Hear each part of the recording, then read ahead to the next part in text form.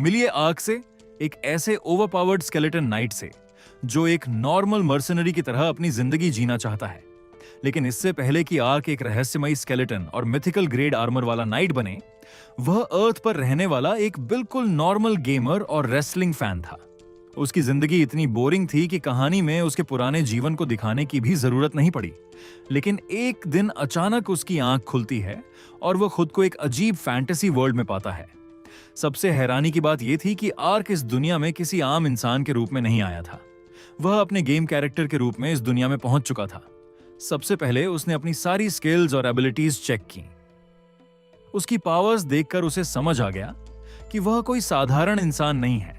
लेकिन तभी उसकी नजर नदी के पानी पर पड़ती है और पानी में अपना चेहरा देखकर उसके होश उड़ जाते हैं, क्योंकि उसका चेहरा इंसान का नहीं बल्कि एक स्केलेटन का था। यानी जिस स्केलेटन कैरेक्टर को उसने गेम में बनाया था, अब वही उसका असली शरीर बन चुका था। शुरुआत में आर्क को काफी शौक लगता है, लेकिन जल्द ही वह अपनी नई जिंदगी को एक्सेप्ट कर लेता है। इसके बाद वह पास के शहर की तरफ निकल पड़ता है, लेकिन वहां पहुंचकर उसे एक और अजीब बात पता चलती है। स्केलेटन होने के बावजूद उसे भूख लगती थी, इसलिए नॉर्मल जिंदगी जीने और पैसे कमाने के लिए आर्क मर्सनरी गिल्ड में अपना रजिस्ट्रेशन करवाता है। अब उसका प्लान सिंपल था, अपनी असली ताकत किसी को नहीं बतानी, लो प्रोफाइल में रहना और एक नॉर्मल मर्सनरी की तरह जिंदगी बिताना। कुछ समय बाद एक दिन आर्क जंगल से शिकार करके वापस लौट रहा होता है। उसके पास 2 जंगली सुअर और एक ऑर्क का शिकार था। तभी उसे रास्ते में एक कैरावान दिखाई देती है जिस पर कुछ बैंडिट्स हमला कर रहे थे। कैरावान में एक यंग नोबल लड़की भी थी, लेकिन उसके सारे गार्ड्स मारे जा चुके थे और अब बैंडिट्स उस लड़की को परेशान कर रहे थे। आर्क ये सब देखकर चुप नहीं रह सकता था। वह अचानक टेलीपोर्ट करके बैंडिट लीडर के ठीक पीछे पहुंच जाता है और अपनी सोर्ड का सिर्फ एक वार करता है। एक ही अटैक में बैंडिट लीडर और उसके 2 साथी वहीं खत्म हो जाते हैं।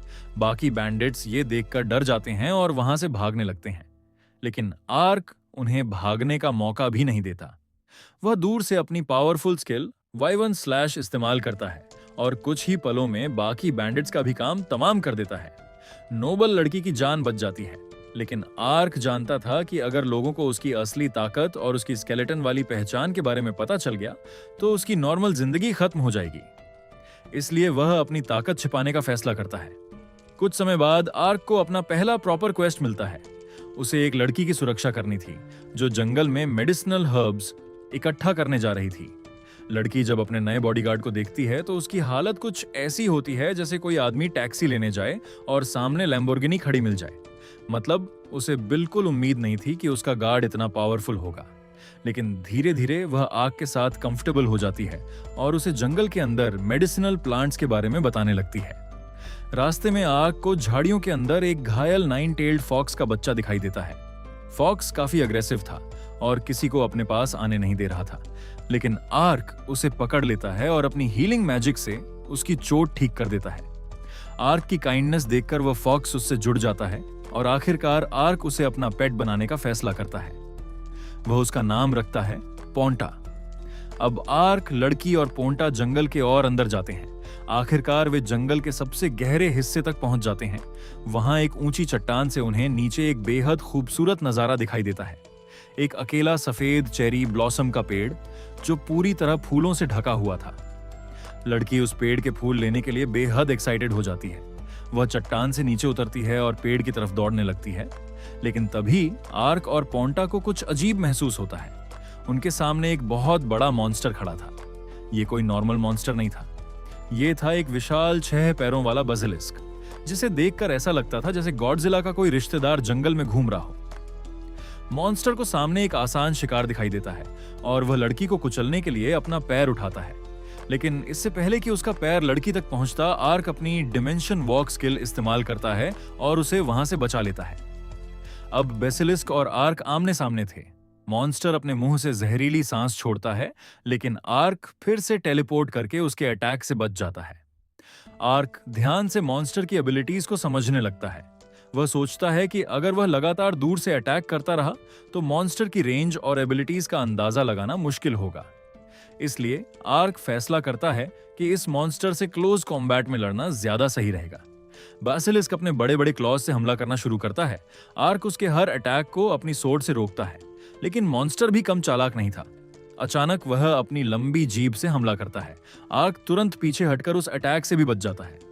मॉन्स्टर लगातार अटैक करता रहता है, लेकिन आर्क हर बार उसकी चाल को समझकर बच जाता है। अब बेसिलिस्क गुस्से में आ जाता है। वह अपना सबसे खतरनाक अटैक इस्तेमाल करने की तैयारी करता है।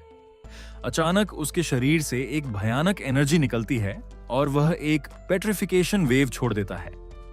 इस वेव की रेंज में आने वाली हर जीवित चीज धीरे धीरे पत्थर बन सकती थी, लेकिन आर्क के पास इसका भी जवाब था। वह अपनी होली शील्ड स्किल एक्टिवेट करता है, जो उसे स्टेटस इफेक्ट से बचा सकती थी। इस वजह से आर्क और लड़की दोनों उस पेट्रिफिकेशन अटैक से बच जाते हैं, लेकिन अब बेसिलिस्क और भी ज्यादा गुस्से में था। वह अपनी बाकी ताकत भी इस्तेमाल करने लगता है और लगातार कई दिशाओं से आर्क पर हमला करता है। आर्क एक साथ इतने अटैक्स को रोकते हुए धीरे धीरे पीछे धकेला जाने लगता है। अब आर्क फैसला करता है कि इस लड़ाई को और लंबा नहीं खींचना है। वह अपनी एक हाई लेवल स्किल एक्टिवेट करता है, जजमेंट। अचानक बेसिलिस्क के नीचे एक बड़ा मैजिक सर्कल बन जाता है। आर्क अपनी पावर को चार्ज करता है और उसी मैजिक सर्कल से एक विशाल बिजली की तलवार बाहर निकलती है। अगले ही पल एक जबरदस्त वार और बेसिलिस्क वहीं खत्म हो जाता है। इतना पावरफुल मॉन्स्टर जिसे हराना लगभग नामुमकिन लग रहा था, आर्क ने सिर्फ एक ही अटैक में हरा दिया। लड़की ये देखकर पूरी तरह हैरान रह जाती है। उसके लिए आर्क अब सिर्फ एक बॉडीगार्ड नहीं था, बल्कि एक असली हीरो बन चुका था। उसे लगता है कि अगर लोगों को इस लड़ाई के बारे में पता चला तो आर्क को पूरे इलाके में एक हीरो की तरह सम्मान मिलेगा। लेकिन आर्क को फेम बिल्कुल नहीं चाहिए था। वह लड़की से साफ कहता है कि वह इस बात को किसी और को न बताए। आर्क का मकसद अभी भी वही था, अपनी असली ताकत छिपाकर एक नॉर्मल जिंदगी जीना। लेकिन तभी उसकी नजर बेसिलिस्क के एक पैर पर पड़ती है। वहां एक अजीब सा लाल और काला रिंग बंधा हुआ था। आर्क को यह देखकर शक होता है कि आखिर इस मॉन्स्टर के पैर में यह रिंग किसने बांधी थी। लेकिन इससे पहले कि वह इसके बारे में कुछ और समझ पाता, बेसिलिस्क की मौत के कुछ सेकंड बाद ही वह रिंग खुद टूटकर गायब हो जाती है। आर्क इस बात को याद रख लेता है। इसके बाद दोनों वापस गांव की तरफ जाने लगते हैं। रास्ते में आर्क की नजर एक बहुत बड़े जंगली सुअर पर पड़ती है। आर्क सोचता है कि क्यों ना आज पूरे गांव को अच्छा खाना खिलाया जाए। वह बिना ज्यादा मेहनत के उस बड़े बोर का शिकार कर लेता है और उसे अपने साथ गांव ले आता है। गांव पहुंचकर वह लोगों से कहता है कि इसका चमड़ा उस लड़की को दे देना और इसका सारा मांस गांव के लोगों में बांट देना। इतना बड़ा जानवर अकेले लाकर पूरे गांव को खाना खिलाना ही काफी था कि लोग आर्क को अपना हीरो मानने लगे। लेकिन आर्क हमेशा की तरह चुपचाप वहां से निकलने लगता है। तभी लड़की की छोटी बहन उसके पास आती है और उसे एक छोटा सा फूलों का मुकुट देती है। आर्क पहले तो थोड़ा कंफ्यूज होता है, लेकिन फिर वह उसे अपने साथ रख लेता है। बाद में जब वह इन में अपने कमरे में पहुंचता है तो उस फ्लावर टियारा को देखते हुए उसे एक बात समझ आती है। अब तक वह सिर्फ अपनी पहचान छिपाने और खुद को सुरक्षित रखने के बारे में सोच रहा था, लेकिन शायद जिंदगी सिर्फ अपने लिए जीने का नाम नहीं है। अगर उसके पास दूसरों की मदद करने की ताकत है तो उन लोगों की मदद करना भी उसकी जिम्मेदारी हो सकती है जिन्हें सच में उसकी जरूरत है। आर्क मन ही मन तय करता है कि कल से वह और मेहनत करेगा।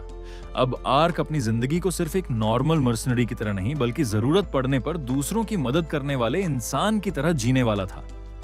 कुछ समय बाद उसे एक नया क्वेस्ट मिलता है। इस बार उसका काम था बैंडिट्स का शिकार करना। आर्क कुछ थीव्स और किडनैपर्स का पीछा करते करते उनके हाइडआउट तक पहुंच जाता है। वहां पहुंचते ही वह अकेले ही उन सभी बैंडिट्स को हरा देता है। लड़ाई खत्म होने के बाद आर्क को उनकी छिपी हुई ट्रेजर भी मिल जाती है, लेकिन तभी उसकी नजर केव के अंदर मौजूद 2 बड़ी केजेस पर पड़ती है। उन केजेस के सामने खाना रखने वाले बोल्स भी रखे हुए थे। आर्क को यह देखकर थोड़ा अजीब लगता है। उसे समझ नहीं आता कि आखिर यहाँ केजेस में किसे रखा गया था, लेकिन आर्क सोचता है कि जो चीज उसके काम की नहीं है उसमें ज्यादा दिमाग लगाने की जरूरत नहीं।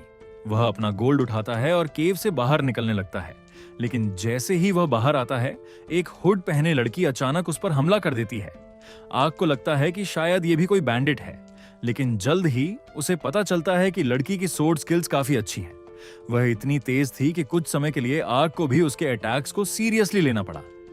दोनों के बीच छोटी सी फाइट होती है और तभी आर्क की नजर उसके कानों पर पड़ती है। उसके कान इंसानों जैसे नहीं थे, वे साफ तौर पर नुकीले कान थे। आर्क को तुरंत याद आता है कि उसने इस लड़की को कुछ दिन पहले शहर के मार्केट में देखा था। वह लड़की थी एरियन, एक एल्फ वॉरियर। आर्यन अपने लोगों की रक्षा करने के लिए अकेले लड़ रही थी। कुछ लालची इंसानों ने एल्फ बच्चों को किडनैप कर लिया था ताकि उन्हें स्लेव्स की तरह बेचा जा सके, और एरियन उन बच्चों को बचाने के लिए उन लोगों का पीछा कर रही थी। लेकिन एरियन को लगता था कि आर्क भी उन्हीं लोगों में से एक है, इसलिए वह गुस्से में उसे बुरा भला कहने लगती है। आर्क उसे समझाने की कोशिश करता है कि वह कोई बैंडिट नहीं है, लेकिन आर्यन उसकी एक बात सुनने के लिए तैयार नहीं थी। तभी उसकी नजर आर्क के साथ खड़े पोंटा पर पड़ती है। आर्यन अचानक अपना गार्ड नीचे कर देती है। वह हैरानी से पूछती है कि एक बैंडिट के साथ कोई स्पिरिट क्रीचर कैसे हो सकता है। आर्क को पहले लगता है कि शायद उसे पोंटा बहुत क्यूट लगा है, लेकिन एरियन बताती है कि पोंटा कोई आम जानवर नहीं है, वह एक स्पिरिट क्रीचर है, और स्पिरिट क्रीचर्स आमतौर पर बहुत कॉशियस होते हैं। वे बुरे इंसानों के करीब भी नहीं जाते। इसलिए अगर पोंटा खुद आर्क के साथ इतनी आसानी से रह रहा है, तो इसका मतलब साफ है कि आर्क एक अच्छा इंसान है। यह सुनते ही एरियन को अपनी गलती का एहसास होता है। वह आर्क से माफी मांगती है। फिर वो उसे बताती है कि कुछ बैंडिट्स ने कई एल्व्स को किडनैप किया है और उन्हें बेचने की कोशिश कर रहे हैं। ये सुनकर आर्क को अचानक उस केव की 2 केजेस याद आती हैं। अब उसे समझ आता है कि उन केजेस का इस्तेमाल किस लिए किया गया था। वे केजेस शायद किडनैप्ड एल्व्स को रखने के लिए थीं। एरियन तुरंत केव को चेक करना चाहती है, लेकिन आर्क उसे रोकते हुए कहता है कि वहां अब कुछ नहीं मिलेगा। फिर आर्क एरियन को उसके मिशन में मदद करने की पेशकश करता है, लेकिन एरियन अभी भी इंसानों पर भरोसा नहीं करती। वह आर्क से कहती है कि उसे एल्व्स के मामले से दूर रहना चाहिए, और बिना अपना नाम बताए वहां से चली जाती है। लेकिन आर्क के अंदर का गेमर इतनी आसानी से हार मानने वाला नहीं था। उसे पता था कि यह कोई नॉर्मल घटना नहीं है।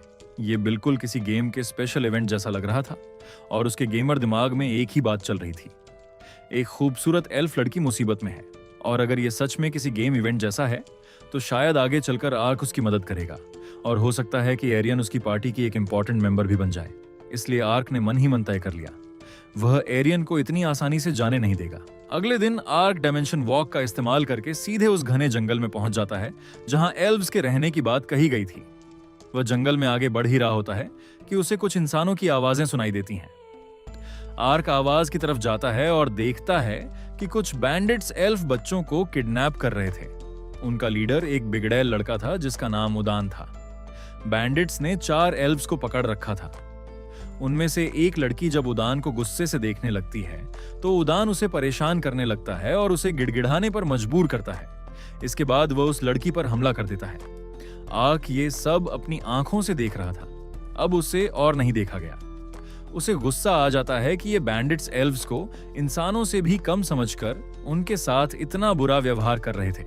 लेकिन इससे पहले कि आर्क बच्चों को बचाने के लिए आगे बढ़ता, आर्यन अचानक कहीं से छलांग लगाकर वहां पहुंच जाती है। वह सीधे बैंडिट्स पर हमला करती है और एक ही वार में 2 बैंडिट्स को हरा देती है। तभी एक बैंडिट उदान को बताता है कि आर्यन एक डार्क एल्फ है, और अगर वे उसे पकड़ लें तो उसे काफी ऊंची कीमत पर बेचा जा सकता है। ये सुनकर उदान अपने आदमियों को आर्यन को पकड़ने का आदेश देता है। बैंडिट्स क्रीपी स्माइल के साथ उसकी तरफ बढ़ने लगते हैं, लेकिन आर्यन बिल्कुल नहीं डरती। वह अपनी सोर्ड निकालती है और एक के बाद एक बैंडिट्स को हराना शुरू कर देती है। कुछ ही समय में वह ज्यादातर बैंडिट्स को हरा देती है, लेकिन तभी उदान चिल्लाकर उसे रुकने के लिए कहता है, क्योंकि उसके पास एल्फ के बच्चे थे। उदान बच्चों को हॉस्टेज बनाकर एरियन को धमकी देता है कि अगर उसने कोई चाल चली तो बच्चों की जान खतरे में पड़ जाएगी। एरियन चाहकर भी कुछ नहीं कर सकती थी। वह सिर्फ उदान को गुस्से में बुरा भला कह सकती थी, जबकि बाकी बैंडिट्स उसका फायदा उठाने की कोशिश कर रहे थे। लेकिन तभी हीरो की एंट्री होती है। आर्क अचानक उदान के पीछे दिखाई देता है।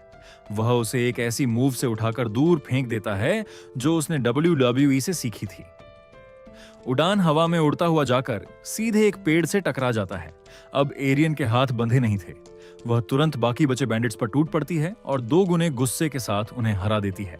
इसके बाद एरियन बच्चों को आजाद करने के लिए उनकी तरफ जाती है, लेकिन जिस कमरे में बच्चे बंद थे उसका दरवाजा लॉक्ड था। आर्क उसकी मदद करने के लिए आगे आता है। एरियन अभी भी थोड़ी एरोगेंट थी और उसे लगता था कि ये एल्व्स का पर्सनल मामला है, लेकिन आर्क साफ कहता है कि बच्चों की सेफ्टी किसी भी पर्सनल मैटर से ज्यादा जरूरी है, और फिर वह अपने नंगे हाथों से ही लॉक तोड़ देता है। दरवाजा खुलते ही बच्चे आर्क को देखकर डर जाते हैं और भागकर एरियन के पास चले जाते हैं। एरियन उन्हें शांत करने लगती है। तभी उसकी नजर उनके गले पर पड़ती है। बच्चों को माना ईटर कॉलर्स पहनाए गए थे ताकि वे अपनी स्पिरिट मैजिक का इस्तेमाल न कर सकें। अब एरियन को समझ आता है कि इतने सारे बच्चे वहां से भाग क्यों नहीं पाए थे, लेकिन समस्या ये थी कि वह खुद अभी उन कॉलर्स को तोड़ नहीं सकती थी। तभी आर्क आगे आता है। वह अपनी एंटी-कस स्पेल का इस्तेमाल करता है और बच्चों के कॉलर्स निकालने लगता है। वह घायल लड़की का कॉलर भी हटा देता है और अपनी मैजिक से उसकी चोट भी ठीक कर देता है। एरियान ये सब देखकर हैरान रह जाती है। उसके मन में एक बात साफ हो जाती है, कोई नॉर्मल नाइट इतनी सारी अलग अलग स्किल्स नहीं जान सकता। लेकिन जब एरियन इसी बात के बारे में सोच रही होती है, तब तक आर्क बाकी सभी बच्चों को भी आजाद कर चुका होता है। अब बच्चे भी आर्क से डर नहीं रहे थे और उसके साथ काफी फ्रेंडली हो चुके थे। इसके बाद एरियन एक खास बर्ड को बुलाती है जिसे विस्परिंग फाउल कहा जाता है। ये बर्ड एक तरह के मैसेंजर पिजन और वॉइस रिकॉर्डर की तरह काम करता है। एरियन इसके जरिए एक मैसेज भेजती है कि बच्चों को रेस्क्यू कर लिया गया है और उन्हें वापस गांव ले जाने के लिए किसी को भेजा जाए। कुछ समय बाद 2 एल्वन गार्ड्स वहां पहुंचते हैं। वे सभी बच्चों को अपने साथ लेकर उन्हें सुरक्षित वापस गांव ले जाने लगते हैं। जाने से पहले आर्क उनसे कहता है कि अगर वे लोग कभी फिर मुसीबत में फंसे तो वह दोबारा उनकी मदद जरूर करेगा। एरियन आर्क को देखती है और उसे एक अजीब इंसान कहती है, लेकिन इस बार अच्छे मतलब में। आर्यन कहती है कि आर्क पहला ऐसा इंसान था जिससे वह मिली थी जो एल्व्स के साथ किसी भी तरह का भेदभाव नहीं करता था। और सिर्फ इतना ही नहीं, आर्क कई तरह की मैजिक इस्तेमाल कर सकता था, जिसमें लेजेंडरी टेलीपोर्टेशन मैजिक भी शामिल थी। इसके बाद दोनों एक दूसरे से प्रॉपरली अपना इंट्रोडक्शन देते हैं। आर्यन आर्क को उसकी मदद करने और एल्फ बच्चों को बचाने के लिए धन्यवाद देती है। तभी कोई उसके पास विस्परिंग फाउल भेजता है। जैसे ही वह बर्ड अपना मैसेज सुनाता है, आर्क हैरान रह जाता है। मैसेज किसी दूसरे एल्फ का था। वह एरियन को बताता है कि उसे किडनैप्ड बच्चों की लोकेशन मिल गई है और वह उसे शहर में आने के लिए कहता है ताकि दोनों मिलकर एक रेस्क्यू ऑपरेशन शुरू कर सकें। एरियन कुछ देर सोचती है और फिर आर्क से पूछती है कि क्या वह उसे एक मर्सनरी के तौर पर हायर कर सकता है। वह बताती है कि उसने इससे पहले कभी किसी नॉन एल्फ इंसान पर भरोसा नहीं किया था, लेकिन आर्क ने उसके साथ एक चांस लिया था और एल्व्स की मदद की थी। आर्क बिना ज्यादा सोचे इस डील को एक्सेप्ट कर लेता है। इसके बाद वह अपनी long range teleportation spell gate का इस्तेमाल करता है और दोनों को एक ऊंची चट्टान के पास टेलीपोर्ट कर देता है। आर्यन सोचती है कि आर्क की ये एबिलिटी उनके मिशन में बहुत काम आएगी। वहां से दोनों पैदल शहर की तरफ जाते हैं। शहर पहुंचने के बाद वे एक अंधेरी गली में एक एल्फ का इंतजार करने लगते हैं, जिसका नाम डंका था। डंका काफी सीरियस इंसान था। उसकी आंखें डरावनी थीं और उसकी आवाज भी काफी धीमी थी, और अपने नाम के उलट वह किसी तरह के डैंक मीम्स नहीं बनाता था। उसकी कोल्ड नजरें आर्क को भी थोड़ा अनकंफर्टेबल कर देती हैं।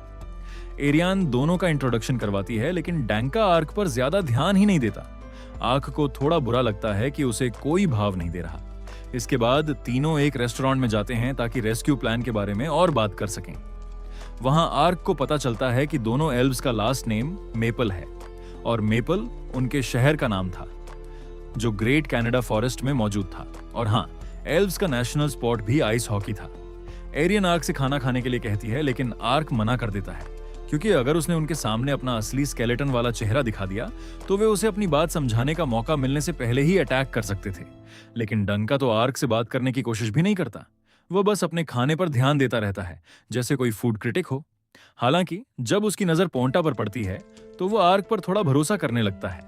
इसके बाद डंका बताता है कि उसे किडनैप्ड बच्चों की लोकेशन मिल चुकी है। वे रात होने का इंतजार करने का फैसला करते हैं क्योंकि रेस्क्यू ऑपरेशन रात में करना ज्यादा सही रहेगा। आर्क कहता है कि वह अपने कुछ काम खत्म करके वापस आएगा। वह बैंडिट्स के साथ हुई लड़ाई में मिली चीजों को कैश में बदलता है। एल्व्स के साथ जाने से पहले आर्क कुछ खाना खाने का फैसला करता है। वह अपनी पसंद की कुछ चीजें खरीदता है और फिर एक गंदी सी सड़क पर बैठकर खाना शुरू कर देता है। और मजे की बात यह है कि वो जगह शायद उन कमरों से भी ज्यादा साफ थी जहां आप अपना 90% समय बिताते हैं। रात होते ही पूरा ग्रुप उस जगह की तरफ निकल जाता है, लेकिन उन्हें पता नहीं होता कि एक निंजा चुपचाप उनका पीछा कर रही थी।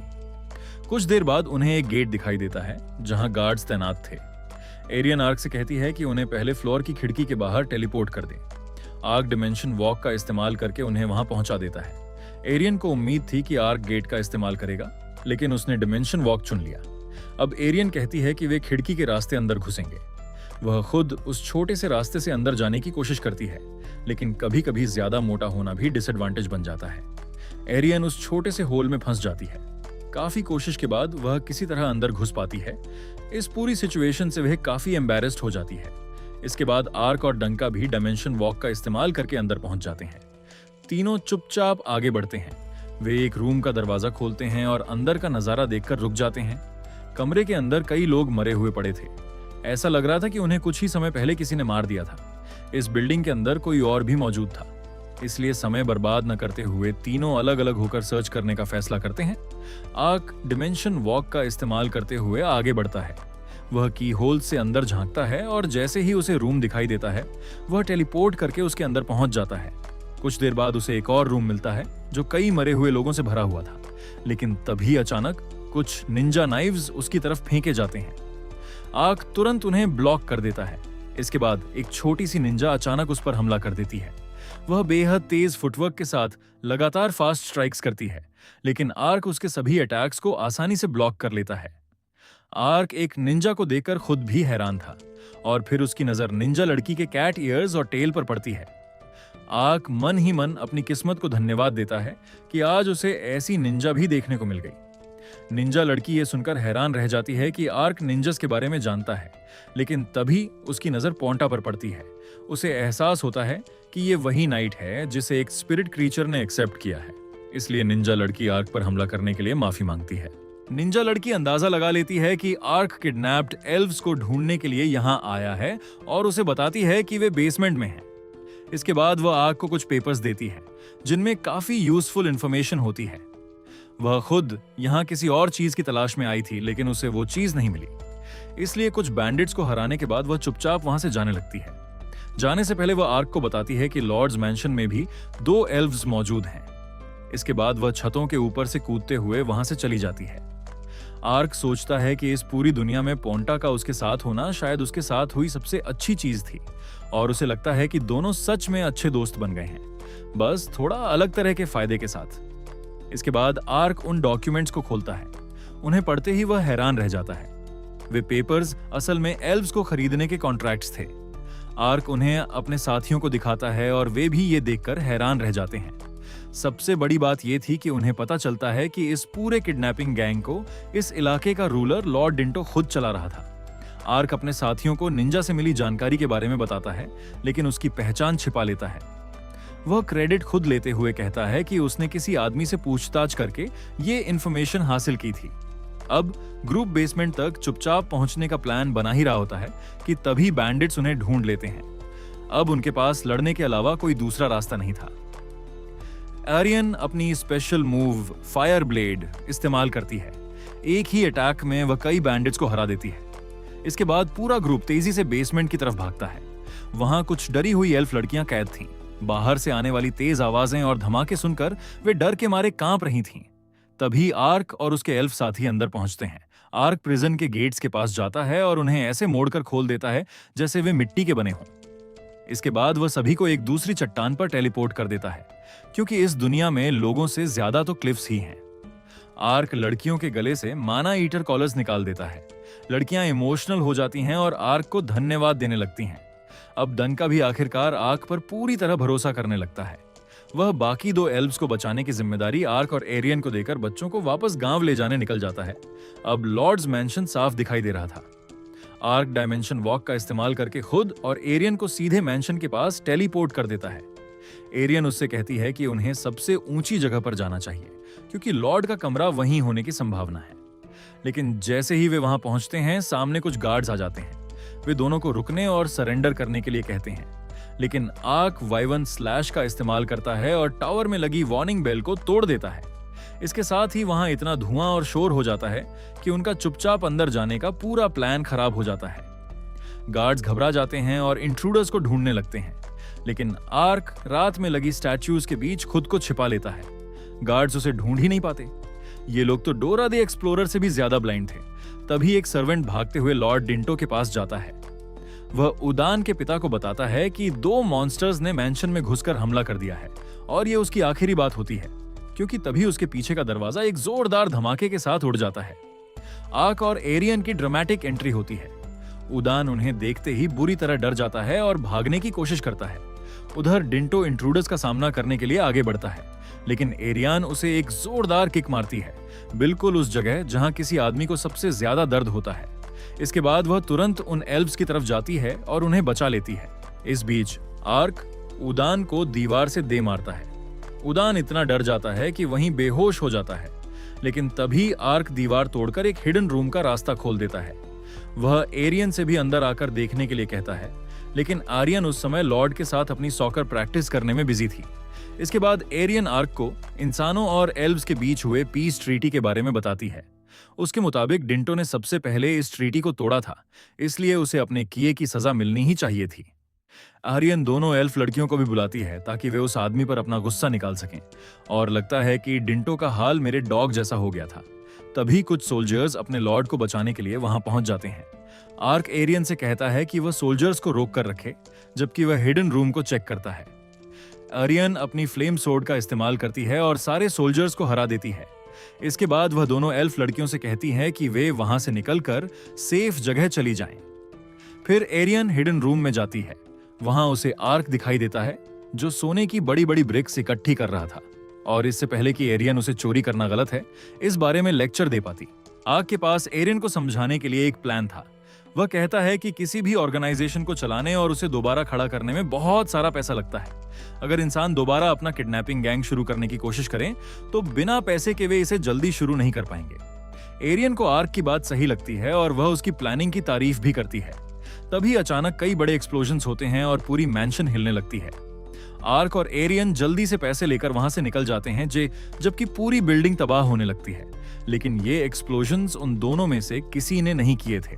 आर्क सोचता है कि शायद ये वही बीस्ट गर्ल निंजा होगी। अब एरियन के साथ आर्क का डील पूरा हो चुका था। वह उसे पैसे देने की बात करती है, लेकिन आर्क को लगता है कि ये रकम उस खजाने के सामने कुछ भी नहीं है जो उसने अभी अभी हासिल किया था। फिर भी एक असली हसलर की तरह आर्क $1 भी छोड़ने वाला नहीं था, जब उसके पास पहले से ही 1 मिलियन हो। इसके बाद एरियन उससे पूछती है कि अगर उसका कोई खास प्लान नहीं है तो क्या वह उसके साथ एल्व्स की लैंड में चलना चाहेगा, क्योंकि उनके बहुत से लोग अभी भी इंसानों के हाथों परेशान हो रहे थे और उन्हें बचाने में एरियन को आर्क की मदद चाहिए थी। आर्क सच में जाना चाहता था और एक पूरी फैंटेसी वाली जिंदगी जीना चाहता था, लेकिन वह थोड़ा डाउटफुल बनने की एक्टिंग करते हुए पूछता है कि क्या एल्व्स उसे एक आउटसाइडर होने के बावजूद एक्सेप्ट करेंगे। एरियन जवाब देती है कि वह पूरी कोशिश करेगी कि एल्डर्स उसे परमिशन दे दें, लेकिन आर्क कहता है कि वह अपना आर्मर नहीं उतार सकता, भले ही वेरिफिकेशन के लिए उन्हें इसकी जरूरत हो। आर्यन उससे इसका रीजन पूछती है। आर्क थोड़ा सस्पेंस बनाते हुए कहता है कि अगर वह अपना हेलमेट उतारेगा तो शायद आर्यन उसे एक मॉन्स्टर समझ सकती है। आर्यन वादा करती है कि वह उसे किसी भी हालत में बुरा नहीं समझेगी। तब आर्क आखिरकार अपना सीक्रेट रिवील करता है। वह बताता है कि वह एक स्केलेटन है। आर्यन ये देखकर पूरी तरह शॉक्ड हो जाती है और पूछती है कि उसके चेहरे के साथ आखिर हुआ क्या था, लेकिन आर्क उसे ये नहीं बता सकता था कि वह किसी दूसरे वर्ल्ड में अपने गेम कैरेक्टर के रूप में आया है। इसलिए वह बस इतना कहता है कि एक दिन अचानक उसने खुद को इसी हालत में पाया। इसके बाद वह अपने गेम कैरेक्टर की बनाई हुई बैक स्टोरी सुनाता है। वह एक होली नाइट था जिसे एक कर्स मिल गया था। अब उसे इस कर्स का सॉल्यूशन ढूंढने के लिए पूरी दुनिया में घूमना था। आर्यन अभी भी हैरान थी, लेकिन वह एक बात कंफर्म कर सकती थी, आर्क कोई अनडेड नहीं था, क्योंकि अगर वह अनडेड होता तो उसका स्पिरिट करप्ट हो चुका होता। ऐसे में वह हीलिंग या लाइट मैजिक का इस्तेमाल नहीं कर सकता था और पोंटा भी उसके इतने करीब कभी नहीं रहता। ये सब देखकर एरियन कहती है कि वह आर्क को जैसा है वैसा ही एक्सेप्ट करेगी। एल्व्स उसका सीक्रेट भी सुरक्षित रखेंगे, और अगर उसकी हालत सच में किसी कर्स की वजह से है तो शायद एल्डर के पास उसके बारे में कुछ क्लूज भी हो सकते हैं। आर्क एरियन का ऑफर एक्सेप्ट कर लेता है और दोनों साथ में एल्व्स की लैंड जाने का फैसला करते हैं। एरियन उसे घने जंगलों के रास्ते अपने सिटी की तरफ ले जाती है, लेकिन जरूरत से ज्यादा एक्साइटेड आर्क डायमेंशन वॉक इस्तेमाल करने की कोशिश करता है और एक बार फिर एक नदी के पास वाली क्लिफ से नीचे गिर जाता है। इसके बाद दोनों वहीं शाम को थोड़ा आराम करते हैं। एरियन एक व्हिस्परिंग फाल के जरिए अपने लोगों को मैसेज भेजती है कि वह एक गेस्ट के साथ वापस लौट रही है। एरियन को अभी भी भूख लगी थी, इसलिए आर्क फिर से कुछ शिकार करने चला जाता है। जब वह वापस लौटता है तो उसे एक सरप्राइजिंग सीन दिखाई देता है। जो एरियन हमेशा इतनी सीरियस रहती थी वही पोंटा के साथ प्यार से बैठी हुई थी। आर्क ये मौका कैसे छोड़ सकता था?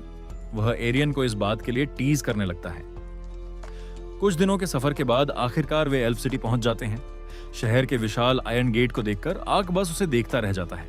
एरियन गेट खोलने के लिए कहती है और जब भारी आयरन गेट ऊपर उठता है तो आर्क फैंटेसी वर्ल्ड के इस शानदार नजारे से काफी इंप्रेस्ड हो जाता है। एरियन अंदर जाती है और आर्क से कहती है कि वह यहीं इंतजार करे जब तक उसे एल्डर से परमिशन नहीं मिल जाती। आर्क शहर के चारों तरफ लगी ऊंची वुडन फेंस को देखता है। वह सोचता है कि एल्व्स की उम्र काफी लंबी होती है, इसीलिए ये फेंस भी शायद बहुत पुरानी होगी। ऐसा लगता था कि एल्व्स सिर्फ उम्र बढ़ने के मामले में ही स्लो नहीं थे। एरियन को परमिशन लेने में काफी समय लग रहा था। इस दौरान आर्क पोंटा के साथ खेलता है, अपनी सोर्ड्समैनशिप की प्रैक्टिस करता है, एक्सरसाइजेस करता है और यहां तक कि थोड़ी देर की नैप भी ले लेता है। आखिरकार एरियन वापस आती है और अच्छी खबर यह थी कि उसे परमिशन मिल चुकी थी। वह आर्क को अंदर बुला लेती है। अंदर जाकर आर्क देखता है कि एल्फ टाउन एक फार्मिंग विलेज जैसा दिखता था, लेकिन वहां बने बड़े बड़े पॉट जैसे हाउसेस देखकर ऐसा लगता था जैसे किसी डिजाइनर ने उन्हें खास तौर पर बनाया हो। शहर के बीचों बीच एक बहुत बड़ा पेड़ था। यही पेड़ टाउन एल्डर का घर और ऑफिस था। आर्यन आर्क को एल्डर डिलियन और उनकी वाइफ ग्लेंस के पास ले जाती है। दोनों आर्क का गर्मजोशी से स्वागत करते हैं और अपनी बेटी का ध्यान रखने के लिए उसे धन्यवाद देते हैं। और तभी आर्क को पहली बार पता चलता है कि एरियन असल में एल्डर की बेटी थी और उसने आर्क को इसके बारे में अब तक एक बार भी नहीं बताया था। ग्लैनी बताती है कि उसकी उम्र सिर्फ 170 साल है, जबकि असल में उसकी उम्र 240 साल से भी ज्यादा है।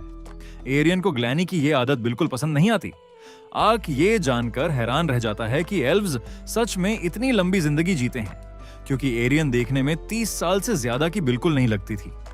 एल्डर आर्क को एल्व्स की मदद करने के लिए धन्यवाद देता है, लेकिन फिर वह अपनी बेटी की तरफ मुड़कर पूछता है कि जब उनका मिशन सिर्फ किडनैप एल्व्स को वापस लाना था, तो उसने एक नोबल के घर पर हमला क्यों किया? एरियन के पास इसका कोई प्रॉपर जवाब नहीं होता। तभी आर्क बीच में आता है और पूरी बात एल्डर को समझाता है कि वहां आखिर हुआ क्या था। सब कुछ सुनने के बाद एल्डर डिलियन कहता है कि वह इस मामले की रिपोर्ट अगले दिन कन्वेंशन ऑफ एल्फ एल्डर्स में देगा। वह आर्क को मिले एल्फ स्लेव्स के सेल्स कॉन्ट्रैक्ट्स भी वहां दिखाएगा। अब जब उनकी जरूरी बातें खत्म हो जाती हैं, ग्लेनी सबके लिए खाना लेकर आती है। जैसे ही सब लोग खाना शुरू करते हैं, आर्क थोड़ा नर्वस हो जाता है।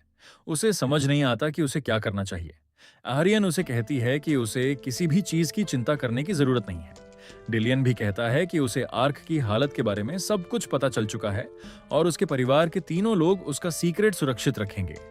आर्क को उनकी बात पर भरोसा हो जाता है और फिर वह थोड़ा हेजिटेट करने के बाद अपना हेलमेट उतार देता है। कई हफ्तों में यह पहली बार था जब आर्क किसी और के साथ बैठकर बिना हेलमेट के खाना खा रहा था। अगली सुबह आर्क की आंख एक आरामदायक बेड पर खुलती है। इस बार उसके शरीर पर आर्मर भी नहीं था और पोंटा उसके खाली चेस्ट के अंदर आराम से बैठा हुआ था, जैसे उसे आराम करने के लिए एक परफेक्ट जगह मिल गई हो। आर्क बाहर निकलता है और एल्डर से उसे पता चलता है कि डिलियन और एरियन पहले ही कन्वेंशन ऑफ एल्डर्स में जाने के लिए निकल चुके हैं। उनके घर के ठीक पीछे एक ट्रांसपोर्ट सर्कल था जो एल्वन कैपिटल सिटी तक जाने के लिए इस्तेमाल होता था। वह देखने में बस एक बड़ा सा लकड़ी का स्टंप था जिसके पास एक मैजिक क्रिस्टल लगा हुआ था। किसी इंसान को टेलीपोर्ट करने के लिए कई एल्फ विजार्ड्स की जरूरत पड़ती थी। उधर डिलियन और एरियन कैपिटल सिटी पहुंच चुके थे। शहर लोगों से भरा हुआ था और वहां काफी हलचल थी। दोनों सीधे उस हेडक्वार्टर्स की तरफ जाते हैं जहां बाकी सभी एल्डर्स पहले से मौजूद थे। सभी एल्डर्स के चुने हुए चीफ ने डिलियन से हाल ही में हो रही किडनैपिंग्स के बारे में पूछा। डिलियन उसे पूरी घटना की डिटेल्ड रिपोर्ट देता है। सच्चाई पता चलते ही सभी एल्डर्स बुरी तरह शॉक्ड हो जाते हैं। उन्हें लगता है कि ये इंसानों के खिलाफ वॉर शुरू करने का एक सही रीजन हो सकता है, बिल्कुल वैसे ही जैसे उन्होंने 600 साल पहले किया था। लेकिन अब कोई भी इंसान उस पुरानी वॉर को ठीक से याद नहीं करता था, क्योंकि एल्व्स के लिए 600 साल का समय शायद कुछ जनरेशंस जैसा था, जबकि इंसानों के लिए ये बहुत पुरानी हिस्ट्री बन चुकी थी। उस वॉर के बाद दोनों साइड्स ने एक पैक्ट किया था कि वे एक दूसरे को नुकसान नहीं पहुंचाएंगे, लेकिन अब इंसानों ने उस पैक्ट को तोड़ दिया था। फिर भी एल्डर्स जानते थे कि जल्दबाजी में कोई बड़ा फैसला लेना सही नहीं होगा। एक एल्डर सुझाव देता है कि उन्हें रोडन किंगडम को कंप्लेंट भेजनी चाहिए, क्योंकि वही किंगडम था जिसके साथ उन्होंने वह पैक्ट किया था। लेकिन वॉरियर एल्डर इस बात से सहमत नहीं था। उसका कहना था कि उन्हें किसी इंसान को खुद को एक्सप्लेन करने की जरूरत नहीं है। ऊपर से इंसान लीगल ट्रिक्स का इस्तेमाल करके रेस्क्यूड लोगों को ही कोर्ट में बुला सकते थे। वे किडनैप्ड बच्चों को बचाने के लिए किए गए अटैक को नोबल के घर पर हमला बताकर उन लोगों को ही सजा दिलाने की कोशिश कर सकते थे। एल्डर्स का चीफ भी इस बात से सहमत हो जाता है।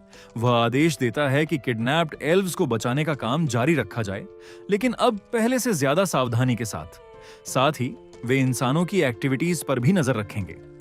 मीटिंग खत्म होने के बाद आर्यान और उसके पिता वापस लौटते हैं। आर्यन को अपनी जल्दबाजी वाली एक्शंस पर बुरा लगता है क्योंकि उसकी वजह से एल्व्स की सिचुएशन और मुश्किल हो गई थी। लेकिन डिलियन उसे समझाते हुए कहता है कि अपने लोगों को बचाने के लिए उसने जो किया वह सही था। इसके बाद दोनों दूसरी बातों पर बात करने लगते हैं। तभी एरियन को पता चलता है कि उसकी कॉम्बैट को लेकर क्रेजी रहने वाली बड़ी बहन जल्द ही शादी करने वाली है। यह सुनकर एरियन पूरी तरह शॉक्ड हो जाती है। वह तो अपनी बहन को किसी आदमी के साथ इमेजिन भी नहीं कर सकती थी। तभी जिस बहन की बात हो रही थी एवलिन, अचानक एरियन पर झपट पड़ती है और उसे पकड़कर कडल करने लगती है। वह अपने पिता को पूरी तरह इग्नोर कर देती है।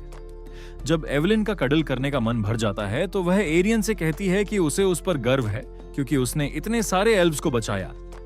लेकिन यह सुनकर भी एरियन को अच्छा महसूस नहीं होता क्योंकि उसकी बहन एल्व्स की सबसे बेहतरीन वॉरियर्स में से एक थी। एरियन हमेशा खुद की तुलना अपनी जीनियस बहन से करती थी और इसी वजह से उसके अंदर एक इंफीरियरिटी कॉम्प्लेक्स था। इसलिए वह बात बदल देती है और अपनी बहन से उसकी शादी के बारे में पूछती है। एवलिन भी अपनी बहन से पूछती है कि क्या उसे कोई पसंद है। एरियन कहती है कि उसकी जिंदगी में ऐसा कोई आदमी नहीं है। लेकिन जैसे ही वह आग के बारे में सोचती है, उसके चेहरे पर हल्की सी शर्म आ जाती है। एवलिन तुरंत समझ जाती है कि कुछ तो गड़बड़ है और अपनी बहन को टीज करने लगती है। वह कहती है कि अगर कोई एरियन से शादी करना चाहता है तो उसे एरियन से ज्यादा स्ट्रांग होना पड़ेगा। एरियन मजाक में कहती है कि साफ साफ बोल दो कि तुम चाहती ही नहीं कि मेरी जिंदगी में शादी हो। यह सुनकर एवलिन जोर जोर से हंसने लगती है। लगता है कि जिस आदमी पर एरियन की नजर है उसके लिए उसकी बहन को हराना बिल्कुल आसान नहीं होने वाला था। उधर आर्क गांव का चक्कर लगा रहा था। गांव के ज्यादातर लोग अभी भी उस पर शक कर रहे थे और सिर्फ वही एल्फ लड़कियां उसकी दोस्त थीं जिन्हें उसने बचाया था। तभी ग्लेनी आर्क से थोड़ी देर उसके साथ स्पार करने के लिए कहती है। दोनों प्रैक्टिस स्वॉर्ड्स लेकर एक दूसरे के सामने खड़े हो जाते हैं। आर्क सोचता है कि क्या यह हाउसवाइफ सच में उसके साथ लड़ पाएगी, लेकिन ग्लेनी बताती है कि उसी ने एरियन को स्वॉर्ड चलाना सिखाया था। इसके अलावा वह एक डार्क एल्फ थी जिन्हें शानदार फिजिकल एबिलिटीज मिली हुई थी। डार्क एल्व्स को कोई स्ट्रॉन्ग इंसान मिलता था तो वे उसकी ताकत को टेस्ट करना पसंद करती थी और ग्लेनी भी ये देखना चाहती थी कि उसकी बेटी का कंपेनियन इतना स्ट्रॉन्ग है या नहीं कि वह उसकी रक्षा कर सके। आर्क उसकी वजह समझ जाता है और स्पारिंग के लिए तैयार हो जाता है। फाइट शुरू होते ही ग्लेनी पहला मूव करती है। वह सामने से इतनी तेज अटैक्स करती है कि आर्क को उन्हें रोकने में ही परेशानी होने लगती है। फिर अचानक वह आर्क के पीछे पहुंच जाती है और उसका पैर गिरा देती है। आर्क जमीन पर गिर जाता है। ग्लेनी अपनी सोर्ड उसकी तरफ करके कहती है कि उसके मूवमेंट्स किसी बिगिनर जैसे हैं। इसके बाद वह आर्क को उसकी गलतियां बताती है और उसे बेहतर लड़ने के कुछ टिप्स देती है। फिर वह उसे दूसरे राउंड के लिए खड़ा होने को कहती है। आर्क काफी एक्साइटेड हो जाता है क्योंकि अब उसे किसी एक्सपर्ट से असली कॉम्बैट स्किल्स सीखने का मौका मिल रहा था। लेकिन चीयरफुल और हार्मलेस दिखने वाली ये हाउसवाइफ उसे 100 बार हराती है। वह भी इतने आसानी से कि आर्क की सारी कॉन्फिडेंस निकल जाती है। फिर भी आर्क हर बार उठता है और दोबारा उसके सामने खड़ा हो जाता है। आखिर में उसे लगता है कि शायद अब उसे ग्लेनी को सरप्राइज करने का मौका मिल सकता है। वह डायमेंशन वॉक का इस्तेमाल करता है। आर्क उसके पीछे पहुंच भी जाता है, लेकिन ग्लेनी इतनी तेज थी कि वह बिना किसी परेशानी के आर्क को फिर से नीचे गिरा देती है। इतनी ज्यादा स्किल्ड होने के बावजूद ग्लेनी अब सिर्फ एक हाउसवाइफ थी। वह वहां से जाते हुए ये सोचने लगती है कि आज डिनर में क्या बनाया जाए और आर्क को वहीं धूल में पड़ा छोड़ देती है। आर्क सोचता है कि सिर्फ हाई स्टैट्स होना ही सब कुछ नहीं है। असल लड़ाई का एक्सपीरियंस ही सबसे वैल्यूएबल चीज है। जब आर्क वापस घर पहुंचता है तो उसे पता चलता है कि एल्व्स के घरों में बाथ भी होता है। आर्क तुरंत उसमें नहाना चाहता है। वह पोंटा को भी अपने साथ ले जाता है, उसे साफ करता है और फिर खुद भी पानी में उतर जाता है। उसके लिए ये एक अलग ही एक्सपीरियंस था क्योंकि इस दुनिया में बाथ्स काफी रेयर और लग्जरी चीज थे। यहां आकर ये उसका पहला प्रॉपर बाथ था और उसकी बोन्स को भी काफी आराम महसूस हो रहा था। आर्क अपने पेट के साथ आराम से बाथ एंजॉय कर ही रहा था कि उसे पता नहीं था कि एरियन भी घर वापस आ चुकी है। वह बिना चेक किए सीधे बाथरूम में चली जाती है और यहाँ बाथरूम्स में दरवाजा भी नहीं था क्योंकि प्राइवेसी की किसे जरूरत थी। एरियन अंदर आते ही बाथटब में एक स्केलेटन को देखकर बुरी तरह शॉक्ड हो जाती है। आर्क उसे समझाने की कोशिश करता है कि वह वही है, लेकिन एरियन उसकी बात सुनने के मूड में नहीं थी। वह उसे वहां से जोर से बाहर भेज देती है। डिनर टेबल पर दोनों काफी एम्बैरेस्ड बैठे होते हैं क्योंकि दोनों ने एक दूसरे को बिना क्लोथ्स के देख लिया था। हालांकि आर्क के लिए यह ज्यादा बड़ी बात नहीं थी क्योंकि उसके पास छिपाने के लिए वैसे भी कुछ नहीं था। तभी डिलियन वहां आता है और आर्क से एल्डर्स के फैसले के बारे में बात करने लगता है। एल्डर्स चाहते थे कि आर्क एरियन की मदद करे ताकि किडनैप्ड एल्व्स को बचाया जा सके, और क्योंकि वे आर्क जैसे अमीर इंसान को ज्यादा पैसे देकर हायर नहीं कर सकते थे, इसलिए उन्होंने उसे कुछ ऐसी वैल्यूएबल इंफॉर्मेशन देने का फैसला किया जो शायद उसका कर्ज तोड़ने में उसकी मदद कर सके। डिलियन बताता है कि लॉर्ड्स क्राउन के पास एक हॉट स्प्रिंग है। कहा जाता था कि जो भी उस हॉट स्प्रिंग में जाए उसके सारे कर्ज टूट सकते हैं। आर्क तुरंत पूछता है कि आखिर लॉर्ड्स क्राउन क्या है। तब एल्फ डिलियन उसे इसकी पूरी कहानी बताता है। इस दुनिया में ड्रैगन जैसे कई तरह के क्रिएचर्स मौजूद थे और उनमें से सबसे पावरफुल क्रिएचर्स को ड्रैगन लॉर्ड्स कहा जाता था। लॉर्ड्स क्राउन एक बहुत रेयर टाइप का विशाल पेड़ था जो वहीं उगता था जहां कोई ड्रैगन लॉर्ड अपना घर बनाता था। उस पेड़ के आसपास और उसके अंदर कई तरह के स्पिरिट्स रहते थे। इन स्पिरिट्स की वजह से उस पेड़ के लीव्स और फ्रूट्स में मैजिकल पावर्स आ जाती थीं। लेकिन लॉर्ड्स क्राउन की जगह पर जाना बहुत रिस्की भी था, क्योंकि अगर किसी ने वहां रहने वाले स्पिरिट्स को डिस्टर्ब कर दिया तो वे जाग जाते थे, और उनके जागने का मतलब था ड्रैगन लॉर्ड का रेज। एल्डर बताता है कि इंसानों के लिए लॉर्ड्स क्राउन में जाना काफी खतरनाक है, लेकिन एल्व्स वहां रहने वाले स्पिरिट से परमिशन लेने का तरीका जानते हैं और वे आग के लिए भी परमिशन अरेंज कर सकते हैं। डिलियन आग से पूछता है कि क्या यह इंफॉर्मेशन उसकी पेमेंट के लिए काफी है। आग जवाब देता है कि यह इंफॉर्मेशन उसकी उम्मीद से भी ज्यादा थी। लेकिन रात में बेड पर लेटे हुए आग सोचने लगता है कि क्या वह सच में कर्स्ड है भी या नहीं। उसने जो पूरी कहानी सबको बताई थी वह असल में उसके गेम कैरेक्टर की रैंडम बैक स्टोरी थी, जिसे उसने रोल प्लेइंग गेम के लिए खुद बनाया था। लेकिन अब आर्क सोच रहा था कि क्या वह कहानी सच में उसकी असली जिंदगी का हिस्सा थी। फिर उसे ख्याल आता है कि अगर वह सच में कर्स्ड है तो शायद वह अपनी एंटी कर्स स्पेल से खुद को ठीक कर सकता है। यह स्पेल मिड रैंक कर्सेस पर भी काम करती थी। आर्क को इससे भी ज्यादा पावरफुल स्पेल्स आती थीं, लेकिन वे अनडेड को नुकसान पहुंचा सकती थीं, इसलिए वह कोई रिस्क नहीं लेना चाहता था। आर्क अपनी एंटी कर्स स्पेल को पहले अपने हाथ पर ट्राई करने का फैसला करता है और अचानक स्पेल काम कर जाती है। उसका स्केलेटन वाला हाथ बदलकर एक इंसानी हाथ बन जाता है। आर्क ये देखकर पूरी तरह शॉक्ड हो जाता है और जोर से चिल्ला उठता है, लेकिन सिर्फ 5 सेकंड्स बाद इसका इफेक्ट खत्म हो जाता है और उसका हाथ फिर से सिर्फ हड्डी बन जाता है। आर्क बार बार एंटी कर्स स्पेल इस्तेमाल करता है क्योंकि उसे अपना राइट हैंड वापस चाहिए था, लेकिन हर बार वही होता है। वह पूरी रात स्पेल इस्तेमाल करता रहता है और हर बार कुछ सेकंड्स के बाद उसका हाथ वापस स्केलेटन वाला हो जाता है।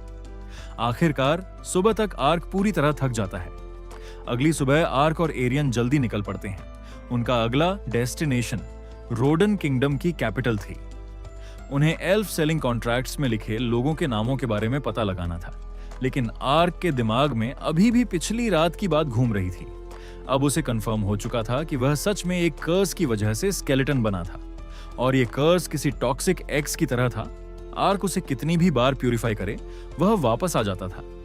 जैसे ही दोनों जंगल से बाहर निकलते हैं, एक लेक के पास अचानक उन पर विशाल ड्रैगन फ्लाई जैसे मॉन्स्टर्स हमला कर देते हैं। आर्क उन्हें देखकर डर जाता है और भागने लगता है। आखिरकार एरियन उसे बचाती है और दोनों एक रेस्टोरेंट में चले जाते हैं। वहां वे अगले दिन के प्लान के बारे में बात करते हैं। एरियन बताती है कि कैपिटल तक पहुंचने का नॉर्मल रास्ता जंगल के चारों तरफ घूमकर कार्रिज से जाना था, लेकिन अगर वे सीधे जंगल को क्रॉस कर लें तो वे जल्दी पहुंच सकते थे। एक वेट्रेस उनकी बातें सुन रही होती है। वह उन्हें जंगल से होकर जाने से मना करती है क्योंकि वहां एक डेंजरस ग्रुप ऑफ मॉन्स्टर्स दिखाई दे रहा था जिन्हें हॉन्टेड वुल्व्स कहा जाता था। वे वुल्व्स इस इलाके में हाल ही में दिखाई दिए थे, लेकिन वे लोगों पर अटैक कर रहे थे और सोल्जर्स ने भी उन्हें बचाने के लिए कुछ नहीं किया था। हॉन्टेड वुल्व्स का नाम सुनते ही एरियन अचानक सोच में पड़ जाती है, लेकिन फिर वह कहती है कि ये वुल्व्स उनके लिए कोई बड़ी प्रॉब्लम नहीं होंगे, इसलिए दोनों जंगल के रास्ते जाने का फैसला करते हैं। आर्क एरियन से पूछता है कि हॉन्टेड वुल्व्स के बारे में सुनते ही वह इतनी परेशान क्यों हो गई थी। एरियन बताती है कि हॉन्टेड वुल्व्स की पूंछ के बाल एल्वन ट्रेडिशन में ब्राइडल वेल्स बनाने के लिए इस्तेमाल किए जाते हैं, और एल्व्स के लिए ये किसी होने वाली दुल्हन को दिया जाने वाला सबसे अच्छा गिफ्ट माना जाता था। क्योंकि उसकी बहन की शादी भी करीब थी, इसलिए एरियन उसे ये गिफ्ट देना चाहती थी।